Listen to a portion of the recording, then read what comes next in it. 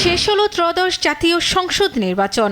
দক্ষিণ বাংলার রাজনীতির পাওয়ার হাউস খ্যাত নোয়াখালী আবারও প্রমাণ করল কেন এ জেলাকে বিএনপির দুর্গ বলা হয়। জেলার ৬টি আসনের মধ্যে ৫টিতেই ধানের শীষের প্রতীকের প্রার্থীরা বিপুল ভোটে জয়লাভ করেছেন। তবে এ ৫ থেকে ১ এর সমীকরণে একমাত্র ব্যতিক্রম নোয়াখালীর ৬ আসন।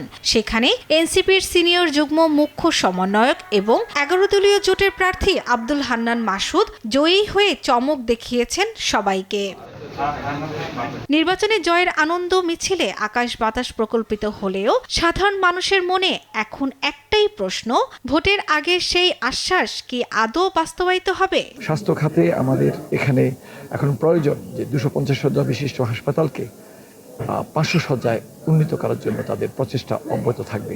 যারা নির্বাচিত হয়েছে সকলের কাছে দাবি আমাদের নোয়াখালীটা যাতে ভাঙ্গন প্রতিরোধটা হয়। নির্বাচনের আগে ড্রেনেজ ব্যবস্থার সমাধান করবেন বলেছেন, এখন এটা সঠিকভাবে সমাধান করেন, জলাবদ্ধতা নিরসন করেন, নোয়াখালীবাসীকে মুক্তি দেন জলাবদ্ধতা থেকে। বিজয়ী হওয়ার পর প্রার্থীরা বলছেন রাস্তাঘাট, স্বাস্থ্যসেবা ও জলাবদ্ধতা নিরসনে তারা বদ্ধপরিকর। নোয়াখালীতে চলাঞ্চলে যোগাযোগ ব্যবস্থা খুব খারাপ, সেখানে স্বাস্থ্যসেবা নাই, এমনকি মূল ভূখণ্ড স্বাস্থ্যসেবা নাই।